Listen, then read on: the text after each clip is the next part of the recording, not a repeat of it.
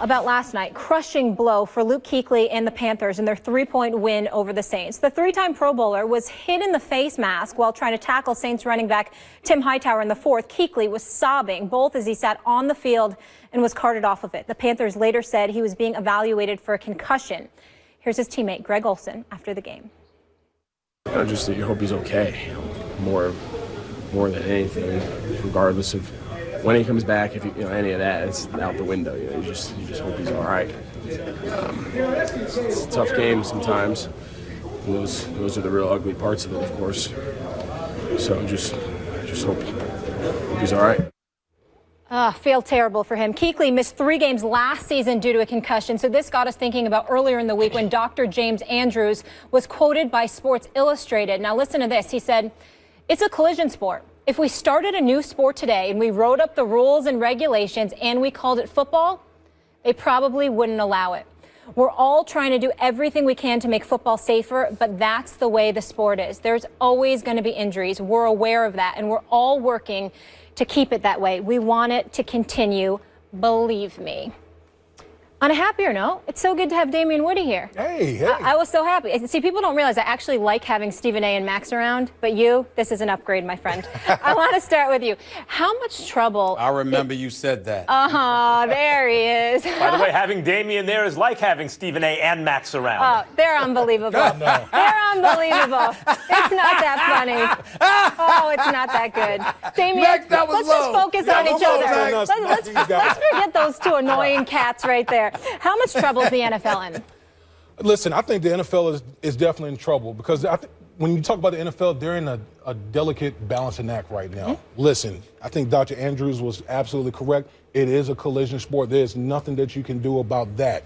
You're talking about guys who are getting bigger, faster, and stronger seemingly every year, but the field size is still the same. So these collisions that guys are seeing, that we're seeing on television, these are violent collisions. But here's another component that the NFL is juggling right now.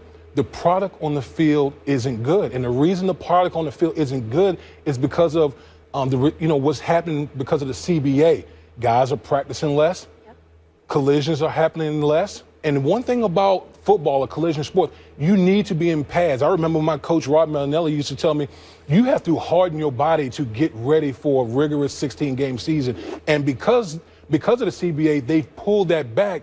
And a lot of these guys, a lot of positions in football are not up to snuff where they used to be. To take that pounding. So you're seeing the product becoming watered down, which the interest of the National Football League has come down, and you can see that in the ratings. So the NFL right now is in a situation where you're saying, okay, there's nothing we can do about, we're playing a collision sport, but also we got to do something about the ratings. We got to be able to somehow get the product to where it needs to be, where people are interested in our sport at the levels that we need to be at. Yeah, and it seems like a myriad of factors are impacting that. Stephen A.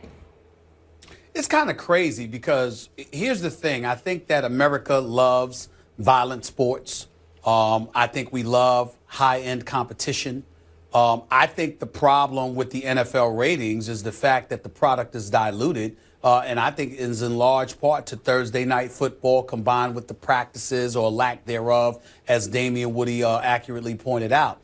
You've got repetition, redundancy, all of those different things play a role into you adapting to certain circumstances and being in peak condition. At least that's what I was told, because I certainly never tried to play football. But at the same breath, I think it's important to point out that while we sit up there and we highlight that reality, let's make sure that we recognize that people love that high-end competition. They love seeing people perform at an elite level. And a lot of times I think that, to me, Damian, and I don't know how far-fetched this may be, help me out here, but I'm of the mindset that players in the league today need to understand and appreciate the level of sensitivity the leagues and the doctors have to the safety issue. This is a real deal. Even when guys get hit in the chest, when they go down and their head bangs against that turf, it's really problematic. And so, again, to sit up there and insist on avoiding headshots, while at the same time not feeling the need to go so low where you're damn near crippling folks every chance you get. I mean, what's wrong with going out there and understanding below the head, above the knees, try at every turn as a collective unit of NFL players to do that instead of trying to knock people unconscious sometimes because you're recognizing the level of damage that can be done to the sport by continuing to do that. I know it may be unreasonable, but I guess what I'm asking is that something a player should be thinking about? I'm just wondering, Max and Damian. I'm just wondering. Well, listen, I feel like, first of all, there's a level of hypocrisy with the league because you talk about player safety, and like you alluded to, we're playing you're playing Thursday night games. You're not even giving your body enough time to really heal from the games that you're playing on Sunday. So, when you say, guys got to appreciate what the league and the medical departments are doing, they're also looking like, dude, we're playing Thursday night games. We shouldn't be playing these. And I've always been against Thursday night games. Right, Max we is should for not. it. I don't think it's about. Look, I don't think it's about Thursday night games other than the health issue. We talked about this a couple of weeks ago. What's the biggest problem facing the NFL? And I said at the time, and I maintain today, it's the effects of the violence of the sport.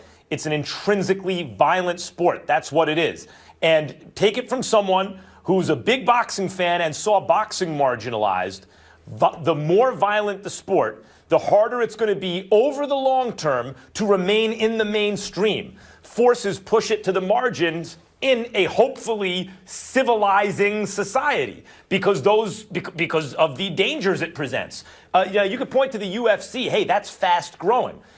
An interesting thing there is because the UFC, because in MMA, you can follow up on an advantage, you can end the contest early. It's not like in boxing where a guy gets knocked down, gets up, standing 8 count. Hey, I know you have a concussion. Let this other guy hit you in the brain a little bit more. Or in the NFL, oh, you got a stinger? That means you can't feel your extremities? Shake it off and get back in there. That ongoing punishment, once you've been concussed, once you've been altered physically in that way, damaged in that way, leads to lasting effects that are not good. And that is the problem the NFL faces. You can try to make it as safe as possible within the context of the violent sport that it is. And consenting adults in America should be able to do whatever they want to each other, including play football. But that's what they're dealing with. It is violent. It has bad consequences physically. And I think that will ultimately continue to push football to the margins, although it occupies center stage right now. Well, listen, I know I'll just take, myself, for example. When I came into the National Football League, I wasn't oblivious to, the sport that I was playing. I knew I was playing a contact sport. And when you're out there on the football field and you're having 60, 65, 70 plays where your head is constantly bashing, you have to know, or I knew for myself, that there could possibly be some residual effects down the road. But it's all about, how do I want to, do I really care about what happens later, or I have an opportunity to change a generational cycle? I think a lot of guys, when you look at coming into the National Football League, coming from underprivileged backgrounds, where they have an opportunity, a lot of money to be able to do a lot of really good things for their families. So they're really weighing, okay, I understand it's a contact sport. I understand things could happen down the road, but I have an opportunity right now to really change things right now for my family. I know for myself and a lot of people that played in the National Football League, they weighed those options. Damian, if you could have played basketball, if you could have played in the NBA and had as long a career as you did in the NFL at the same level of player that you were, which would you have chosen? Well, I mean, Max, come on, that's common sense. Obviously, I would have played basketball, but I'm not. Talk to any football player, you get the same answer. Like 9 out of 10 will tell you, if you can play in the NBA, you do.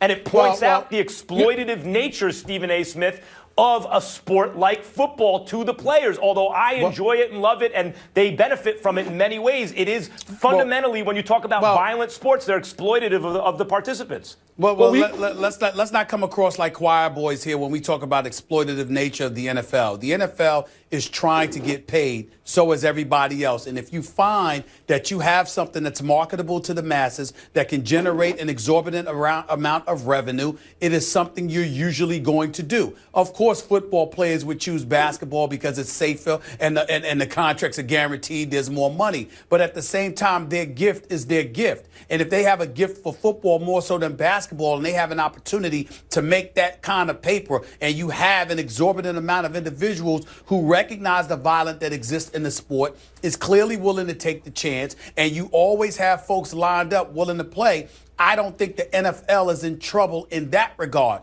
I think where the NFL comes into play in terms of being in trouble is when the product is diluted and we're looking at a subpar product for whatever reason. As long as the product that's being put out there for the masses is of a high-end value, regardless of what's happening, I think the public is still going to support it. I think you jeopardize it most once the product is compromised. When mothers see Luke Kuechly, one of the best players in the NFL, period, in the middle of every play, getting taken off the field like a little boy. He can't catch his breath. It's like, what does he have, a punctured lung? What is it? And he's like, oh, it looks like he's in a state of shock.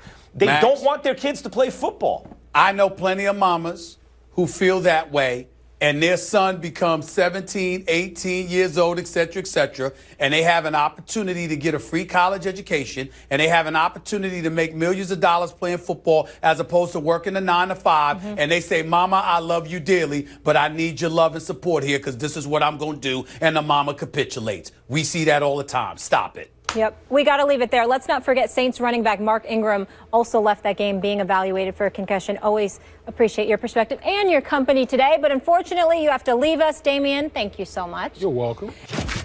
You know what it is. We are less than a week away. First Take fam, don't miss your chance to enter the First Take Your Take viewer contest. You can win a chance to debate Stephen A. and Max right here on national television.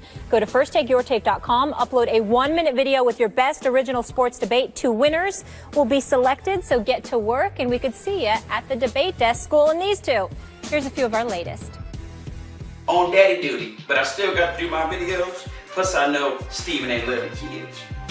LeBron James is missing games already. It's the beginning of the season. Come on.